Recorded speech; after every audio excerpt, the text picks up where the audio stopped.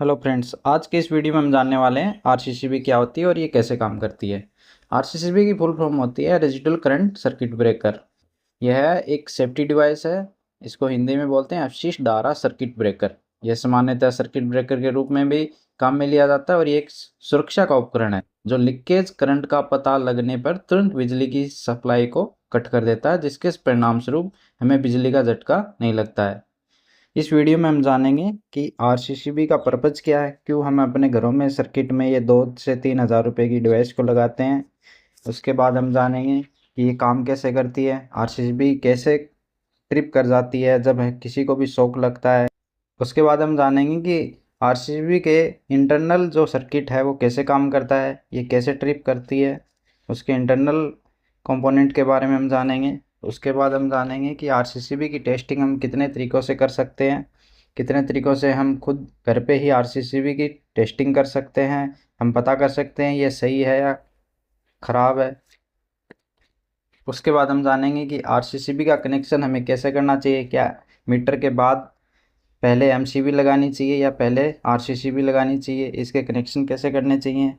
उसके बाद हम जानेंगे कि आरसीसीबी अगर बार बार ट्रिप हो रही है, ऐसी प्रॉब्लम हमें अपने घरों में बार बार देखने को मिलती है, जिसमें हम देखते हैं कि आरसीसीबी बार बार ट्रिप होती है। जो ही हम आरसीसीबी को ऑन करते हैं तो ये ट्रिप हो जाती है।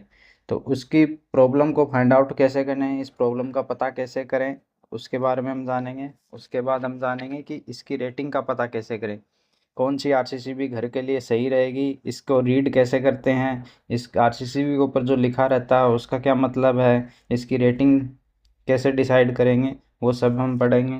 उसके नेक्स्ट पॉइंट में पढ़ेंगे कि एमसीबी, एमसीसीबी, आरसीसीबी एंड आरसीबीओ, इन सब में डिफरेंस क्या है, क्या ये सभी एक जैसी हैं, क्यों हम आरसीसीबी को काम में लेते हैं, एमसीबी की जगह आरसीसीबी को काम में क्यों लेना चाहिए, बाकी सब में क्या क्या डिफरेंस है, वो सब आज हम इस वीडियो में पढ़ेंगे।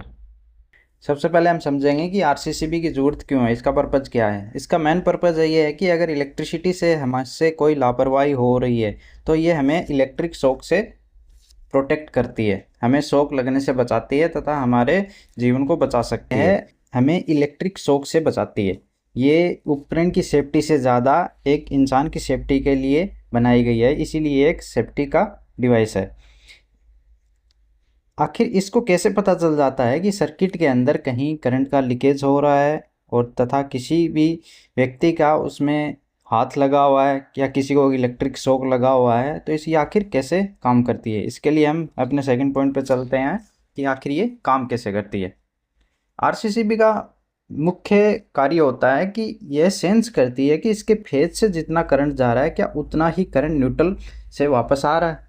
ये इसी प्रिंसिपल पर काम करती है। यहाँ पे हमने फेज लिया है, इस फेज से हम मान के चल रहे हैं कि 5 एम्स जा रहा है, तो क्या 5 एम्स वापस न्यूट्रल के थ्रू आ रहा है, यही सेंस करके ये ट्रिप करती है। अभी हम मान लेते हैं हमारे पास ये एक फ्रीज है जहाँ इसको फीड किया गया है, ये सप्लाई फ्रीज के अंदर। आरसीसीबी का बेसिक प्रिंसिपल होता है phase current is equal to neutral current, कि फेज करंट जितना जा रहा है उतना ही न्यूट्रल करंट आना चाहिए। अगर फेज करंट और न्यूट्रल करंट में थोड़ा बहुत भी डिफरेंस आता है तो ये ट्रिप कर जाती है।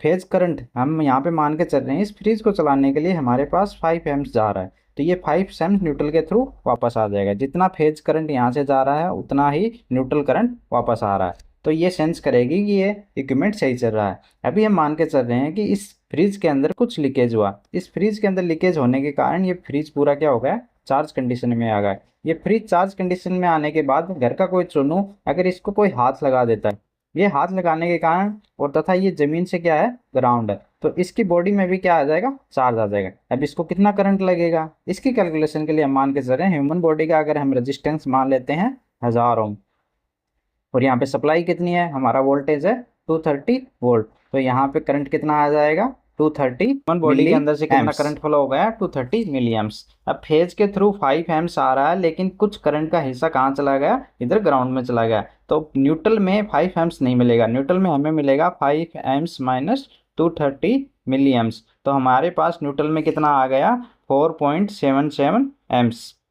अब आरसीसीबी ने क्या सेंस किया कि जितना करंट जा रहा है उतना करंट वापस नहीं आ रहा है, इसको फेज करंट और न्यूट्रल करंट में डिफरेंस पता चला, ये डिफरेंस के कारण ये आरसीसीबी क्या हो जाएगी, ट्रिप हो जाएगी, जिससे इसको शॉक लगने से बच जाएगा। ये प्रक्रिया इतनी फास्ट होती है कि कई बार तो हमें पता भी नहीं चलता है कि हुआ क्या है, हमें करंट लगा भी है क्या। मात्र 230 मिली एम्प्स जो कि बहुत कम है, इसमें भी आरसीसीबी क्या कर जाएगी, ट्रिप कर जाएगी। इस प्रकार आरसीसीबी काम करती है। जब फेज करंट और न्यूट्रल करंट में थोड़ा बहुत भी डिफरेंस आएगा तो ये आरसीसीबी ट्रिप कर जाएगी। नेक्स्ट हम इसमें देखते हैं कि आरसीसीबी के अंदर हो क्या रहा है, या आखिर ये काम कैसे कर रही है। इसके लिए हम अपने नेक्स्ट टॉपिक पे चलते हैं, वर्किंग ऑफ आरसीसीबी। आरसीसीबी के अंदर कुछ इस तरह से डायग्राम रहता है। सेम प्रिंसिपल हम जानते हैं कि phase current is equal to neutral current होना चाहिए। सबसे पहले इस डायग्राम को देखने पे हमें पता चल रहा है कि इसमें एक लोहे की रॉड दी गई है जिसको टोराइड बोलते हैं। इस टोराइड पे सबसे पहले फेज करंट, फेज के लिए जो वायर आया हुआ है, इस फेज वायर को यहाँ पे कॉइल करके आगे दिया गया है। ऐसे ही न्यूट्रल को दिया गया है और यहाँ पे हमें लोड कनेक्ट कर रखा है। अब यहाँ पे क्या दिया गया है, सर्च कॉइल, जो कि क्या करता है, ट्रिपिंग के लिए सहायता करता है। और ये क्या है, ट्रिप कॉइल, जो कि ट्रिप करती है। और यहाँ पे हमें एक पुश बटन दिया गया है। ये कैसे काम करता है, टेस्ट बटन, ये हम आगे पढ़ेंगे। इसके बाद एक टेस्ट रजिस्टर होता है, इन दोनों का हम आगे जिक्र करेंगे जब हम पता करेंगे कि इसकी टेस्ट किस तरीके से कर सकते हैं। अभी हमें जानना है कि आखिर ये काम कैसे करती है।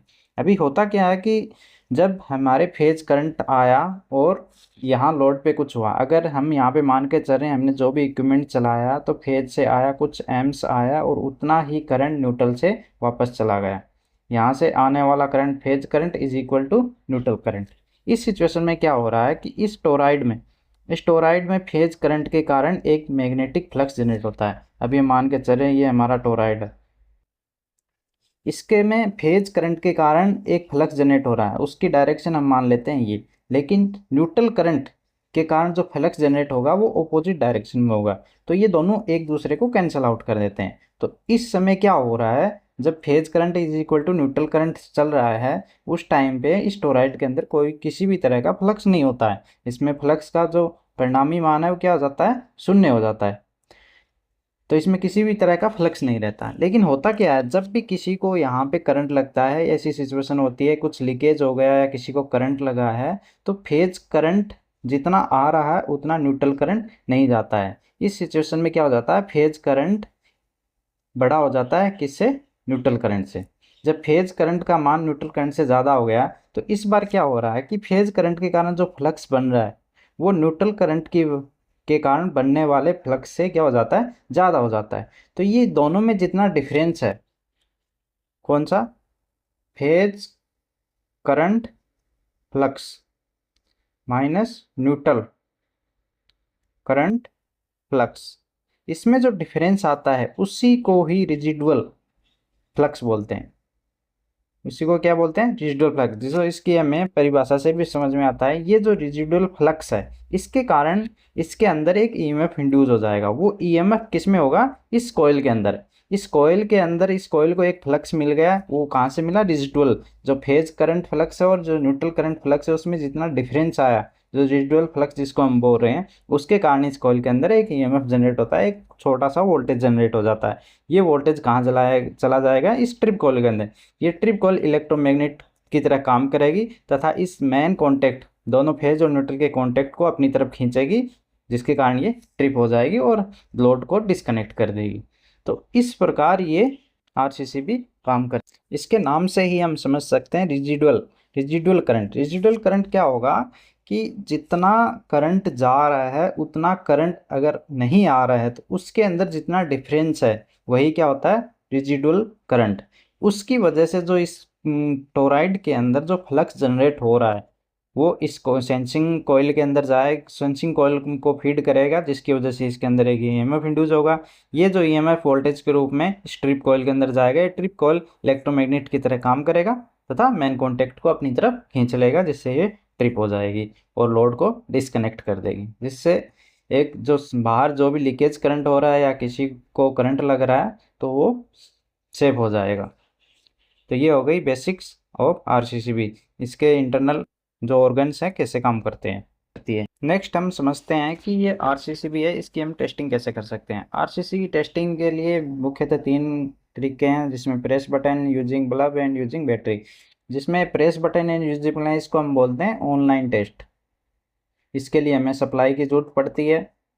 और दूसरा है यूजिंग बैटरी, इसको बोलते हैं ऑफलाइन टेस्ट। ऑफलाइन टेस्ट, इसमें हमें सप्लाई की ज़रूरत नहीं है। इसमें हमें एक पेंसिल सेल की ज़रूरत होगी, 1 या 2 वोल्ट के किसी भी बैटरी या फिर हम किसी भी सेल से हम इस आरसीसीबी को चेक कर सकते हैं। सबसे पहले समझते हैं इसको टेस्टिंग। इसकी टेस्टिंग का मतलब यही है कि अगर ये आरसीसीबी जो हमने लगाई है, क्या ये सही काम कर रही है, जो हमने घर में जिस पर्पज़ के लिए लगाई है, क्या ये उस टाइम पे काम करेगी। क्या इमरजेंसी टाइम में किसी को करंट लगा है, कहीं लीकेज हुआ, तो क्या ये काम करेगी, क्या ये ह्यूमन सेफ्टी को बाईपास तो नहीं करेगी। इसके लिए हम सबसे पहले देखते हैं प्रेस बटन। यार आरसीसीबी के ऊपर एक हमें ऐसा प्रेस बटन देखने को मिलता है। ये प्रेस बटन दबाते ही जब क्या हो रहा है, जब लाइन आ रही है और ये लोड को कनेक्टेड है, उस टाइम पे अगर इसको हम प्रेस करते हैं तो ये ट्रिप हो रही है या नहीं हो रही। यहाँ पे लोड अगर चल रहा है, लोड में करंट अगर जीरो भी हो, आगे हमने इक्विपमेंट चलाएं या ना चलाएं वो मैटर नहीं करता। हमें सिर्फ यहाँ पे क्या चाहिए, सप्लाई इनपुट में होनी चाहिए। यहाँ पे जब सप्लाई अवेलेबल है उस टाइम पर हम प्रेस बटन को दबाएंगे तो उस टाइम पे ये ट्रिप हो रही है या नहीं हो रही है। अगर ये ट्रिप हो रही है तो मतलब आरसीसीबी सही है, अगर ये ट्रिप नहीं हो रही है तो ये आरसीसीबी खराब है। आरसीसीबी को प्रेस बटन से कैसे काम कर रही है, इसको हम थोड़ा इलेक्ट्रिकल की सहायता से, डायग्राम की सहायता से समझेंगे कि आखिर इसके अंदर हो क्या रहा है जब प्रेस बटन को हम प्रेस कर रहे हैं। आरसीसीबी का मुख्य प्रिंसिपल जैसे हम पहले भी पढ़ा है, phase current is equal to neutral current होना चाहिए। अभी जब हम प्रेस बटन को प्रेस कर रहे हैं तो यहाँ से हमारा फेज इनपुट आ रहा है। ये जो फेज इनपुट आ रहा है ये टोराइड के अंदर से होते हुए और टेस्ट बटन के पास आएगा। जो ही हमने टेस्ट बटन प्रेस किया तो टेस्ट बटन से, जो कि क्या है नॉर्मली ओपन है, तो ये क्या हो गया, नॉर्मली क्लोज हो गया। जो ही हमने इसको प्रेस किया नॉर्मली क्लोज हो गया और ये एक हाई रजिस्टर, एक रजिस्टर के थ्रू जाके और न्यूट्रल में चला गया। तो इस टाइम पे क्या हो रहा है कि ये जो न्यूट्रल है, ये जो न्यूट्रल जो लोड को जा रहा है, ये क्या हो गया, ये न्यूट्रल और फेज दोनों लोड को हो गए। तो इस टाइम पे क्या हो गया, ये जो न्यूट्रल जो आ रहा है ये क्या हो गया, यहाँ से न जाते हुए ये डायरेक्ट चला गया इस रजिस्टर के थ्रू प्रेस बटन। तो न्यूट्रल क्या हो गया, बाईपास। इस कंडीशन में क्या हो गया, इसके अंदर एक हाई करंट, इसके अंदर एक हाई करंट जनरेट हो जाएगा और इस न्यूट्रल कॉइल के अंदर करंट क्या हो जाएगा, जीरो। यहाँ न्यूट्रल क्या हो गया, बाईपास हो गया। इसकी वजह से इसके अंदर एक फ्लक्स जनरेट होगा जो कि सिर्फ किसकी वजह से हो गया, फेज की तरफ से।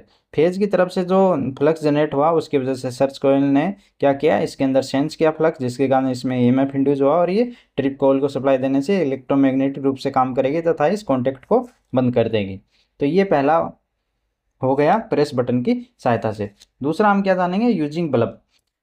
जब हमारे पास एक बल्ब है, हमने यहाँ पे एक सप्लाई दे रखी है, यहाँ मान लेते हैं यहाँ 230 वोल्ट सप्लाई दे रखी है, हमारे पास एक बल्ब है। इस बल्ब को हम क्या करेंगे, एक यहाँ पे हमारा फेज और यहाँ पे क्या है, न्यूट्रल है। इस साइड से हम फेज में लगा देंगे और इस साइड से हम क्या कर देंगे, न्यूट्रल में लगा देंगे। इस साइड से हमने न्यूट्रल में लगा दिया और इस साइड से फेज में लगा दिया, तो ये आरसीसीबी क्या होगी, ट्रिप कर जाएगी। या फिर हम क्या करेंगे, इस साइड से न्यूट्रल में लगा देंगे और इस साइड से फेज में लगा देंगे। इस साइड न्यूट्रल और इस साइड फेज में लगाने पर भी इस बार क्या होगा, ये ट्रिप कर जाएंगे। तो इससे ट्रिप कैसे हुई इसको समझते हैं। अभी हम मान के चल रहे हैं कि बल्ब को हमने फेज इनपुट में कनेक्ट किया और आउटपुट न्यूट्रल में कनेक्ट किया। तो इस टाइम पे क्या हो रहा है कि फेज तो बल्ब को डायरेक्ट यहाँ से मिल गया, लेकिन न्यूट्रल कहाँ से मिला, यहाँ से मिला। तो इस टाइम पे ये जो न्यूट्रल वाली लाइन है ये हमें क्या हो रही है, सर्किट के अंदर आ रही है, लेकिन ये जो फेज है, ये फेज वायर जो आ रहा है ये क्या हो गया, बाईपास हो गया। तो इस कंडीशन में क्या हो रहा है, इस टोराइड के अंदर जो फ्लक्स, जो फेज की वजह से जो फ्लक्स आ रहा है वो क्या हो गया, जीरो हो गया, क्योंकि ये सर्किट क्या हो गया, बाईपास। लेकिन इस कंडीशन में जो न्यूट्रल से जो सप्लाई आ रही है ये किसके थ्रू आ रही है, टोराइड के थ्रू आ रही है। तो इसमें एक फ्लक्स जनरेट हो गया, नेगेटिव फ्लक्स, जिसकी वजह से जो रेजिडुअल फ्लक्स हो गया वो हाई हो गया, किसकी वजह से, न्यूट्रल फेज की वजह से।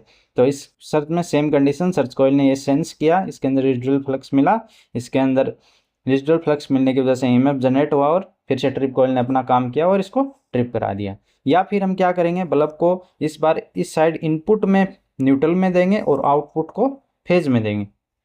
तो इस कंडीशन में क्या हो रहा है, हम बल्ब को इन दोनों पॉइंट पे हमने कनेक्ट किया, तो यहाँ पे क्या हो रहा है कि न्यूट्रल के थ्रू जो सप्लाई जा रही है ये हमने काम में नहीं लिया। बल्ब को न्यूट्रल हमने यहाँ से डायरेक्ट दे दिया और फेज को हमने यहाँ से दिया। तो इस कंडीशन में क्या हो रहा है, फेज वायर तो हमें टोराइड के थ्रू होते हुए जा रहा है, लेकिन न्यूट्रल क्या हो गया, बाईपास हो गया। तो इस कंडीशन में यहाँ पे जो फ्लक्स जनरेट होगा वो किसकी वजह से होगा, फेज वायर की तरफ से। फेज की तरफ से यहाँ जो फ्लक्स जनरेट हो रहा है, लेकिन न्यूट्रल की तरफ से क्या हो गया इस बार, जीरो हो गया। तो इसकी वजह से फेज में क्या हो गया इस बार, हाई फ्लक्स जनरेट हुआ, जिसकी वजह से सर्च कॉइल ने सेंस किया और ट्रिप कॉइल को ऑपरेट कर दिया। तो ऐसे बल्ब की सहायता से भी हम आरसीसीबी को टेस्ट कर सकते हैं। तीसरा मेथड है हमारे पास यूजिंग बैटरी। हमने एक सेल टाइप बैटरी ली, जिसमें 1.5 वोल्ट या जो भी हमारे पास है, उसको क्या करेंगे, उसके दोनों टर्मिनल को हम क्या करेंगे, एक बार न्यूट्रल साइड या फेज साइड, एक बार हम फेज साइड में कनेक्ट करेंगे, तो ये कि आरसीसीबी क्या हो जाएगी, ट्रिप कर देगी। या फिर हम क्या ये भी कर सकते हैं कि एक बार में हम न्यूट्रल साइड में कनेक्ट करेंगे, तो इस कंडीशन में भी क्या होगी, आरसीसीबी ट्रिप कर जाएगी। तो इसको समझते हैं इस कंडीशन में कैसे काम किया। हम क्या कर रहे हैं, हमारे पास एक सेल है और इसको हम क्या कर रहे हैं कि न्यूट्रल में कनेक्ट कर रहे हैं दोनों तरफ से। जब हमने न्यूट्रल में कनेक्ट किया, इसको चाहे प्लस माइनस इधर लो या उधर लो, लेकिन इस कंडीशन में क्या हो रहा है, इसके अंदर एक करंट फ्लो हो गया, इसके अंदर इस कॉइल के अंदर एक करंट फ्लो आ, चाहे वो बहुत कम होगा, लेकिन वो जितना भी होगा वो 30 मिली एम्प से भी ज़्यादा रहेगा थोड़ा। तो ये इसकी वजह से क्या हो गया, यहाँ पे तो जो फ्लक्स जनरेट हुआ कुछ, लेकिन इस कंडीशन में यहाँ कुछ नहीं है। तो इसके अंदर जो फ्लक्स जनरेट हुआ, जो न्यूट्रल कॉइल की वजह से जो फ्लक्स जनरेट हुआ, उसकी वजह से सर्च कॉइल ने सेंस किया और ये ट्रिप करा देगी। सेम कंडीशन हम दूसरे तरीके से भी कर सकते हैं। इस बैटरी को हम इस बार क्या करेंगे, इस फेज कॉइल के अंदर कनेक्ट कर देंगे, फेज के इनपुट और आउटपुट में कनेक्ट कर देंगे। तो इस कंडीशन में क्या हो रहा है, न्यूट्रल में करंट क्या हो गया, जीरो हो गया, लेकिन इस बार फेज में करंट कुछ हो गया। तो phase current is greater than from neutral current. तो इस कंडीशन में भी सेम टोराइड के अंदर एक फ्लक्स जनरेट होगा, तो पॉजिटिव फ्लक्स रहेगा, सर्च कॉइल इसका सेंस करेगी तथा ट्रिप कॉइल को एक ईएमएफ इंड्यूस करके देगी। ये ट्रिप कॉइल इलेक्ट्रोमैग्नेट की तरह काम करेगा और इस कॉन्टैक्ट को हटा देगा और लोड से डिस्कनेक्ट कर देगा। तो इस तरीके से हम इन तीनों मेथड की सहायता से हम चेक कर सकते हैं जो हमने घर पे अपने आरसीसीबी लगाई है, क्या वो सही से काम कर रही है या नहीं कर रही है। नेक्स्ट हम पढ़ देंगे कि आरसीसीबी के कनेक्शन कैसे करेंगे। हम बहुत बार ऐसे डाउट में आ जाते हैं कि आरसीसीबी को एमसीबी से पहले लगाना है या एमसीबी के बाद में लगाना है, क्या आरसीसीबी लगाने के बाद एमसीबी की ज़रूरत है, क्या एमसीबी ही आरसीसीबी का काम करेगी, ये सारे डाउट हम इसमें देखेंगे। हम अपने घरों में देखते हैं कि बहुत बार हमें देखने को मिलता है कि हमने एमसीबी एंड आरसीसीबी दोनों लगा रखे हैं, लेकिन पहले कौन सी लगाएं। इसके लिए हम सबसे पहले देखते हैं कि हमें आरसीसीबी ऐसे देखने को मिलता है, यहाँ पे 1 लिखा मिलेगा न्यूट्रल एंड 2 एंड न्यूट्रल। इसका मतलब यहाँ से हमारा फेज आएगा और यहाँ से न्यूट्रल आएगा और यहाँ से हमारा फेज और न्यूट्रल आउट हो जाएगा। अब सबसे पहले हम देखते हैं क्या अगर हम एमसीबी को पहले लगाएंगे आरसीसीबी। इसका सही आंसर है कि पहले हम एमसीबी को लगाएंगे उसके बाद आरसीसीबी को। ऐसा क्यों? ऐसा इसलिए क्योंकि आरसीसीबी के अंदर क्या एक सर्किट है, जो सेंसिंग कॉइल हैं, तीन तीन कॉइल हैं, फेज कॉइल है, न्यूट्रल कॉइल है, सेंसिंग कॉइल है, ट्रिपिंग कॉइल है, इसके अंदर इतना सर्किट रहता है। तो कभी ना कभी मान लेते हैं कि इसके अंदर ही फॉल्ट हो गया। तो इसके अंदर फॉल्ट हो गया तो इसको कौन प्रोटेक्ट करेगा, इसके लिए इसको प्रोटेक्ट कौन करेगा, एमसीबी प्रोटेक्ट करेगा। हम जानते हैं कि एमसीबी किसके लिए होता है, शॉर्ट सर्किट और ओवरलोड के लिए काम में लेते हैं। शॉर्ट सर्किट और ओवरलोड इन दोनों प्रोटेक्शन के लिए हम किसको काम में लेते हैं, एमसीबी को। लेकिन आरसीसीबी हमें किससे प्रोटेक्ट करती है, ओनली लीकेज करंट। तो इसलिए हमें हमेशा ध्यान रखना है कि पहले एमसीबी को लगाना है, उसके बाद आरसीसीबी, और उसके बाद ये किस में चला जाएगा, हमारा लोड जो भी घर में जो भी लोड है उसको डिस्ट्रीब्यूट हो जाएगा। हम यहाँ पे अगर एक एक्स्ट्रा प्रिकॉशन अगर हम ऐड करना चाहें वो है फ्यूज़। तो मीटर के बाद जो सप्लाई हमारी आ रही है उसके बाद क्या कर देंगे, हम फ्यूज़ लगा सकते हैं। उसके बाद हमारे कनेक्शन किस में चले जाएंगे, एमसीबी में, और एमसीबी के बाद किस में चला जाएगा, आरसीसीबी में। ये हमारा मेन इनकमिंग है जो कि मीटर में आ रहा है। तो हमें ये हमेशा ध्यान रखना चाहिए कि जो सीक्वेंस है इन सबको कनेक्ट करने का वो क्या रहेगा, हमारे मीटर के बाद सबसे पहले फ्यूज़, और फ्यूज़ के बाद एमसीबी, और एमसीबी के बाद क्या रहेगा, आरसीसीबी, और आरसीसीबी के बाद जो हमारा जो भी लोड है वो इंडिविजुअल डिस्ट्रीब्यूट हो जाएगा। नेक्स्ट हम पढ़ते हैं, इसमें हमारा 5वां पॉइंट है ट्रिपिंग प्रॉब्लम। आरसीसीबी को हम बहुत बार देखते हैं कि जब जो ही हम इसको ऑन करते हैं तो ट्रिप कर जाता है, जितनी बार ऑन करते हैं ट्रिप करता है। तो इसकी प्रॉब्लम हो सकती है हमारा जो डिस्ट्रीब्यूशन है, हमने घर पे जितने भी इक्विपमेंट लगा रखे हैं किसी ना किसी में लीकेज हो सकता है, लेकिन ये तो ऐसे नहीं बताएगा कि किस इक्विपमेंट में लीकेज है। तो वो हमें फाइंड आउट करना पड़ेगा। इस ट्रिपिंग प्रॉब्लम का सॉल्यूशन हम कैसे करेंगे वो इसमें हम पढ़ेंगे। आखिर किस इक्विपमेंट में, किस रूम से, किचन, बाथरूम, बेडरूम, कहाँ से, किस सॉकेट के अंदर प्रॉब्लम है, या किसी बल्ब के अंदर प्रॉब्लम है, किसी फ्रिज कूलर के अंदर प्रॉब्लम है, आखिर उसको पता कैसे करें ताकि ये जो ट्रिपिंग की प्रॉब्लम है उसका सॉल्यूशन हो सके। चलिए सबसे पहले हम इसके कनेक्शन कर लेते हैं। ये हमारा मेन इनकमिंग हो गया, ये हो गया फेज और न्यूट्रल, ये क्या हो गया हमारा एमसीबी। एमसीबी के बाद कहाँ जाएगा, आरसीसीबी। ये हमारा फेज हो गया नंबर 1 कनेक्शन, और ये क्या हो गया न्यूट्रल हो गया। उसके बाद क्या करेंगे, एमसीबी के बाद में जो हमारा फेज है ये किस में चला गया, अलग अलग एमसीबीज में चला गया जो अलग अलग रूम में सप्लाई कर रहे हैं। और जो न्यूट्रल है ये डायरेक्ट हम इस चारों जगह फीड कर देते हैं। इसको हम मान लेते हैं हमारा रूम नंबर 1 है, ये हो गया रूम 2, ये हो गया किचन, और ये हो गया बाथरूम। उसके बाद जो पहली एमसीबी है ये किसको फीड कर रही है, रूम 1 को, दूसरी किसको कर रही है, रूम 2 को, तीसरी किसकी कर रही है, किचन को, और फोर्थ किसको कर रही है, बाथरूम को। अभी हम क्या करेंगे, सर्किट को ऑन करेंगे। सबसे पहले हम एमसीबी को ऑन करेंगे। हम देखेंगे कि इस कंडीशन में आरसीसीबी ट्रिप नहीं मारी, क्योंकि आरसीसीबी तक सप्लाई इनकमिंग में आई है, आउटगोइंग गई नहीं है। फिर क्या करेंगे, जो ही इस आरसीसीबी को हम ऑन करेंगे तो हम देखते हैं कि ये ट्रिप मार रहा है, ये हमारी प्रॉब्लम है। इसके बाद हम क्या करेंगे, सबसे पहले इसके फेज वायर, इस फेज वायर को डिस्कनेक्ट कर देंगे हम यहाँ से। इस फेज वायर को जब हम डिस्कनेक्ट करेंगे तो हम देखेंगे कि ये पूरा सर्किट क्या हो गया, बाईपास हो गया। इन चारों जगह को जो चारों जगह फीड कर रही हैं ये क्या हो गया, बाईपास हो गया। तो इस कंडीशन में अगर हम आरसीसीबी को ऑन कर रहे हैं और फिर भी ये ट्रिप कर रहा है तो इसका मतलब ये है कि आरसीसी में ही दिक्कत है, हमें आरसीसीबी को ही चेंज करने की जरूरत है। लेकिन मैक्सिमम केस में ये होता है, इस टाइम ट्रिपिंग नहीं होती है। उसके बाद हम क्या करेंगे, कनेक्शन को लगाएंगे। उसके बाद हमने ये चारों एमसीबी को क्या करना है, ऑन कर रखा है। हमने पहले से क्या कर रखा है, ऑन कर रखा है। तो इस टाइम पे हम देखते हैं कि ये ट्रिप कर रहा है। तो इस कंडीशन में हम क्या करेंगे कि हो सकता है अगर इस वायर में यहाँ से लेके इस अगर वायर में फॉल्ट है तो इसके चेक करने के लिए हमें क्या करना पड़ेगा, ये चारों एमसीबीज को क्या कर देंगे, बंद कर देंगे। ये चारों एमसीबी बंद करने के बाद भी अगर ये ट्रिप कर रहा है इसका मतलब ये होगा कि यहाँ से जो लाइन गई है यहाँ तक इसमें कुछ फॉल्ट हो सकता है। लेकिन इस केस में भी क्या होगा, ज़्यादातर चांस यही रहेंगे कि यहाँ फॉल्ट हमें नहीं मिलता है, तो इस कंडीशन में ट्रिप नहीं मारता है। लेकिन जो ही हम पहले सबसे पहले क्या करेंगे, फर्स्ट एमसीबी को ऑन करेंगे। ये पहली एमसीबी को जब ऑन करते हैं तो हम देखते हैं कि ये ट्रिप नहीं मारती है। जब दूसरी को करते हैं तो ट्रिप नहीं मारती है। जब तीसरी को हम ऑन करते हैं तो हम देखते हैं कि ये एमसीबी ऑन होते ही आरसीसीबी ट्रिप कर जाती है। इसका मतलब क्या हुआ, ये तीसरी किसको फीड कर रही है, किचन। मतलब हमारी जो दिक्कत है वो किस में है, किचन में है। अभी हम क्या करेंगे, इसको एक बार के लिए बंद करके रखें। उसके बाद हम फोर्थ, हमें जो चौथी सप्लाई जहाँ पे जा रही है हम उसको भी चेक करें। उसके बाद हम क्या करेंगे, बाथरूम को ऑन करेंगे। तो बाथरूम को हम ऑन करते हैं तो भी ट्रिप नहीं मारता। तो हमें अभी पता चल गया कि हमारी प्रॉब्लम कहाँ पे है, किचन के अंदर है। तो अभी हम क्या करेंगे, इन तीनों एमसीबीज को क्या कर देंगे, बंद कर देंगे, और हम इस एक को ऑन करेंगे। ऑन करते ये ट्रिप मारा है। तो इससे पहले हम क्या करेंगे, किचन के अंदर हम देखेंगे क्या क्या इक्विपमेंट है। किचन के अंदर हमने देखा एक बल्ब लगा हुआ है, एक फ्रिज लगा हुआ है, और एक फैन लगा हुआ है। इन तीनों के स्विच को हम मैनुअली क्या कर देंगे, बंद कर देंगे। जब तीनों के स्विच को हम मैनुअली बंद कर देंगे और उसके बाद इस एमसीबी को ऑन करके जब आरसीसीबी को हम ऑन करेंगे तो हम देखेंगे कि आरसीसीबी ट्रिप नहीं मार रही है। उसके बाद हम फिजिकली जाके हम बारी बारी से इस स्विच को ऑन करेंगे। सबसे पहले हमने बल्ब का स्विच ऑन किया, देखा आरसीसीबी ट्रिप नहीं मारी। उसके बाद हम क्या करेंगे, फैन के स्विच को क्या करेंगे, ऑन करेंगे। तो हम देखते हैं कि आरसीसीबी ट्रिप कर जाती है। और उसके बाद सेम हम फैन के स्विच को क्या रखेंगे, बंद रखेंगे। उसके बाद हम फ्रिज के स्विच को क्या करेंगे, ऑन करेंगे। तो आरसीसीबी ट्रिप नहीं मारती है। तो इससे हमें पता चल गया कि जो ट्रिपिंग है, जो कल्प्रिट है वो कौन है, फैन है।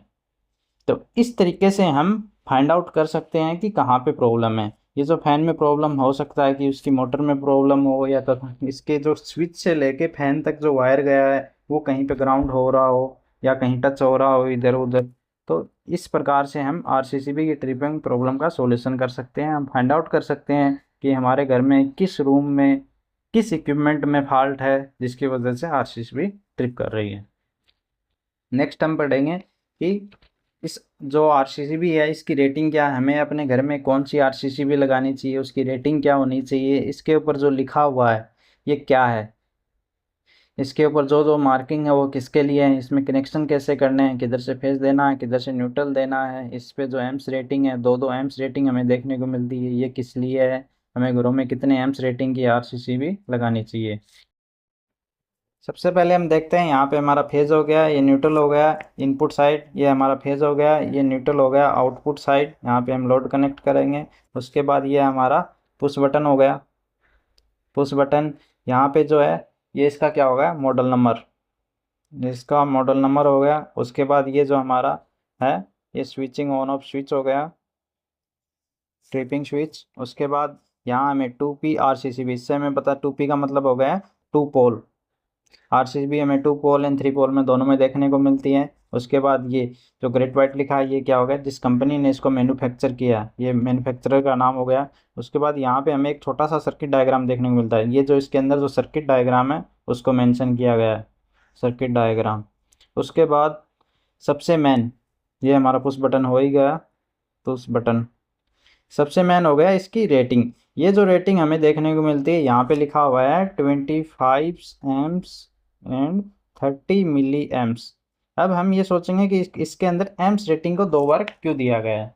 तो इसमें जो सबसे पहला है वो हमारा क्या है, लोड करंट रेटिंग। ये जो 25 एम्प्स है ये क्या है, लोड करंट रेटिंग। और ये 30 मिली एम्प्स है, ये क्या है, लीकेज ट्रिप रेटिंग। इन दोनों में फ़र्क क्या है, सबसे पहला हमें इस पे ऊपर 2 मार्किंग दी गया है, 25 amps and 30 milliamps, 25 amps and 30 milliamps. ये जो 25 एम्स है ये क्या है, लोड करंट। इसका मतलब ये है कि इसके इनपुट एंड आउटपुट जो हमने लोड कनेक्ट किया है, इसका आउटपुट में जो हमने लोड कनेक्ट किया है, अगर उसका टोटल लोड 25 एम्स से ज़्यादा चला जाता है तो ये सेंस कर लेगा और 25 एम्स इसकी रेटिंग हो गई, 25 एम्स से ऊपर ये काम नहीं करेगा, 25 एम्स पे ये ट्रिप कर देगा। सबसे मेन एंड आखिरी ये क्या है, 30 मिली एम्प्स, इसको क्या बोलते हैं, लीकेज ट्रिप रेटिंग। इसका मतलब ये है कि अभी तक हम जैसा पढ़ रहे थे कि phase current is equal to neutral current होना चाहिए, उसके अंदर जो डिफरेंस है वो अगर 30 मिली एम्प्स हुआ, जो कि घरों के लिए हमें इस RCCB को काम में लेते हैं 30 मिली एम्प्स, ये बहुत कम रहता है। ये 30 मिली एम्प्स जितना कम ये रेटिंग रहेगा उतनी ज़्यादा क्या रहेगी, सेंसिटिव रहेगी RCCB। ये जो 30 मिली एम्प्स है ये डिफरेंस रहेगा फेज और न्यूट्रल करंट के बीच में, ये दिखाएगा कि ये ट्रिप रेटिंग है। अगर इतने 30 मिली एम्प्स से ज़्यादा, 30 या 30 मिली एम्प से ज़्यादा अगर इसके अंदर हमें डिफरेंस देखने को मिलेगा तो ये ट्रिप कर जाएगी। तो ये क्या है, इसकी ट्रिप रेटिंग है। इसमें हमें 3200 मिली एम्प्स तक हमारे घरों में डोमेस्टिक सप्लाई में RCCB देखने को मिलती है। इससे ज़्यादा मिली एम्प्स में भी RCCB आती हैं जो इंडस्ट्रियल रूप से काम में ली जाती हैं, जहाँ पे लीकेज या फिर मॉइस्चराइज या फिर बड़ी बड़ी इंडस्ट्रीज रहती हैं जहाँ इतना नॉर्मल रहता है लेकिन कुछ ज़्यादा लीकेज होने पे ही ट्रिप करें। इसके लिए अलग अलग रेटिंग में ये RCCB आती हैं। ये 4 पोल में भी आती हैं, 3 पोल में भी आती हैं और 2 पोल में भी आती हैं। उसके बाद हमारा लास्ट पॉइंट है कि difference between MCB, MCCB, RCBO and RCBO। आखिर इन चारों में फ़र्क क्या है, RCBO, RCCB, MCCB and MCB, इन चारों में डिफरेंस क्या है। प्रोटेक्शन के लिए हमें सबसे पहले क्या क्या चाहिए, हमें मुख्यतः overload, short circuit and leakage current protection हमें चाहिए होती है। MCB क्या करती है, हमें ओवरलोड से प्रोटेक्ट करती है तथा शॉर्ट सर्किट से भी प्रोटेक्ट करती है, लेकिन ये लीकेज करंट से हमें प्रोटेक्ट नहीं करती है। MCB का ही बड़ा रूप होता है MCCB। इसमें क्या होता है कि MCB से बड़ी रेटिंग तक हम MCB से ज़्यादा रेटिंग के लिए हमें अगर काम में लेना है सर्किट में तो हम किसको काम में लेंगे, MCCB को काम में लेंगे। ये ओवरलोड तथा शॉर्ट सर्किट प्रोटेक्ट हमें देगा लेकिन लीकेज करंट प्रोटेक्शन नहीं देगा। MCCB क्या होता है, रिमोट कंट्रोल रहता है। इसके अंदर हमें सिलेक्शन मिल जाता है कि रेटिंग, करंट रेटिंग को सिलेक्ट करने के लिए हमें ऑप्शन मिलता है कि इसको रिमोटली कंट्रोल किया जा सकता है।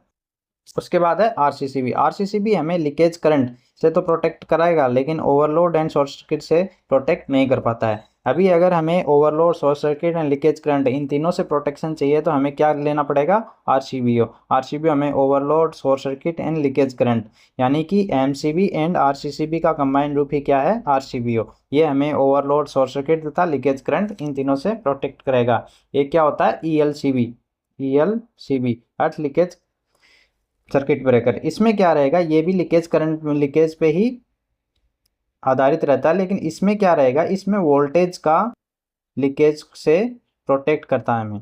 जैसे आरसीसीबी क्या कर रहा है, हमें कर रहा था कि करंट का जो लीकेज हो रहा था उससे हमें प्रोटेक्ट कर रहा था, करंट लीकेज से हमें क्या कर रहा था, प्रोटेक्ट कर रहा है। लेकिन ईएलसीबी क्या करती है, अगर सर्किट के अंदर वोल्टेज का लीकेज हो रहा है तो ये हमें वोल्टेज लीकेज से प्रोटेक्ट करता है। आज की वीडियो में बस इतना ही। अगर हमारा वीडियो अच्छा लगा तो लाइक एंड शेयर जरूर करें। धन्यवाद।